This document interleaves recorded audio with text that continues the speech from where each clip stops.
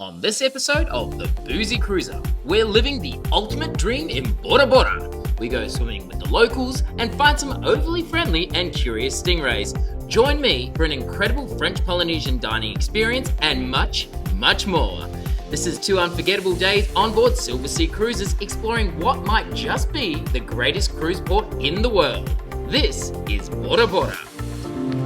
Welcome to Bora Bora. First things first, we jump on a tender and make our way ashore. My tour group and I are greeted by Nui, our guide for the next 4 hours, and he leads us down to our awaiting boat. Now honestly, I thought I knew what to expect today, but our first stop completely caught me off guard. The second I dive into the crystal clear water, I look down and instantly freeze. A massive manta ray, easily 3 to 4 meters wide, gliding majestically along the edge of the reef drop-off. This was pure magic. Being that close to something so graceful, so calm, so unbelievably beautiful, honestly left me speechless. I could have stayed there swimming beside this incredible creature for hours. And if you want to see more of this experience, I've uploaded an extended manta ray bonus video in the new extras section on my YouTube channel. Link in the description below. Now with the heart rate already through the roof, we move on to the main event. And if I thought my adrenaline was pumping before, just wait. We cruise past unbelievable overwater bungalows and scenery that honestly looks like a desktop screensaver. Arriving at our second location, we suit up again, jump into the waist-deep water, and immediately we're greeted by friendly stingrays and, wait for it, blacktip reef sharks. Yep, we were literally surrounded by sharks.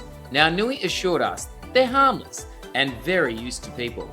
But my adrenaline was still pumping like I'd just smashed 6 espresso martinis. This was epic. The sharks were incredibly curious, but completely relaxed around us, almost like we were just visitors in their world. And can we talk about stingrays for a second? Why are they so friendly? One of them literally climbed onto my stomach wanting pats like a puppy dog. Absolutely unreal. Still buzzing from that experience, we cruise across the lagoon toward the coral gardens, passing more luxury resorts and scenery that somehow keeps getting better and better. We arrive at our third stop and wow, the water here is insanely clear. The coral formations are stunning, with clams glowing vibrant blues, reds and greens beneath the surface, surrounded by schools of tropical fish. This was the perfect chance to slow things down, float peacefully through the reef and just take it all in. And quick Boozy Cruiser tip for anyone booking snorkeling tours, bring your own mask and snorkel. Most operators provide gear, but having your own properly fitting setup honestly makes the experience 10 times better. Eventually, my stomach starts growling, so we head back to the ship for a quick shower and change before heading into town with some friends for lunch.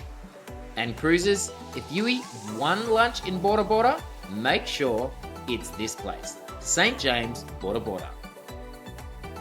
The terrace overlooks the turquoise lagoon, creating the perfect setting for lunch, sunset cocktails, or a romantic dinner. I let my mate PJ, who's basically a regular here, take control of ordering. Dangerous idea, but incredible result. First course, poisson cru, traditional Tahitian raw fish with cucumber, tomato, onion, and coconut milk, all prepared fresh, right at the table. Absolutely delicious. Then came beef tartare, classic French cuisine, done properly, again prepared tableside with incredible attention to detail.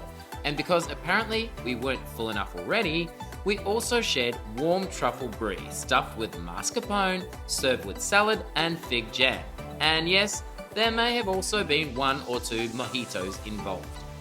This place isn't just lunch, it's a full dining experience with theatre, tradition, and unbelievable food. If you're travelling during peak season, definitely book ahead because this place fills up fast.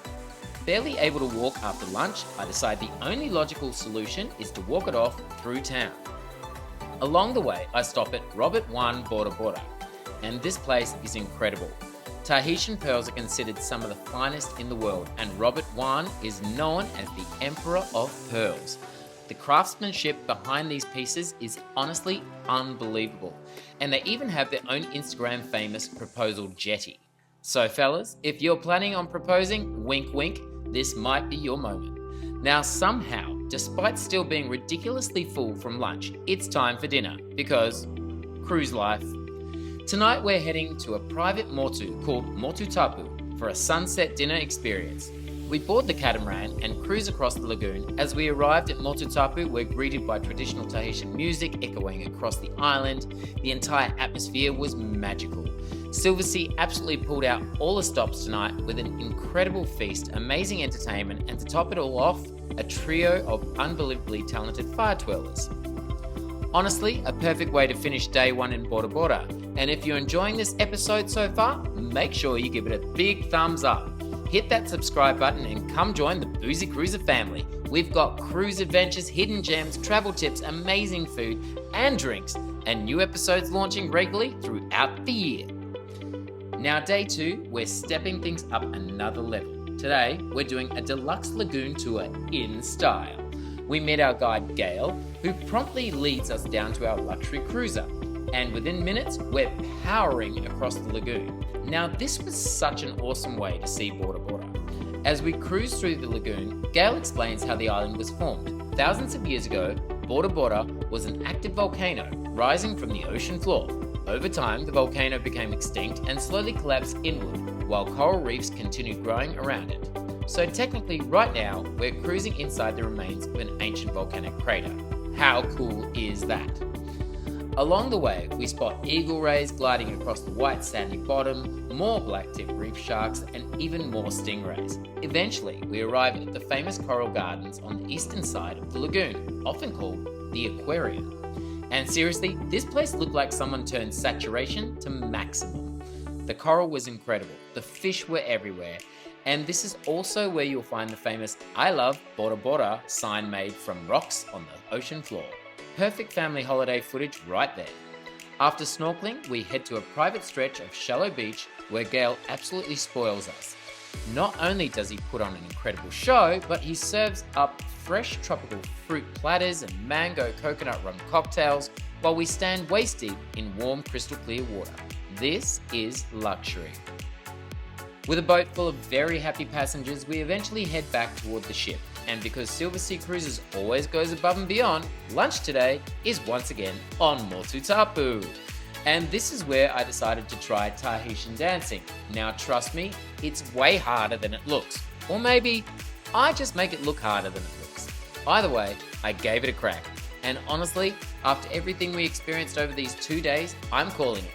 Bora Bora is officially my favourite cruise port in the world so far. If you'd like any information about the tours, restaurants, or activities featured in this episode, just drop me a comment below and I'll help you out. Until next time, cruisers, stay cruisy and stay boozy.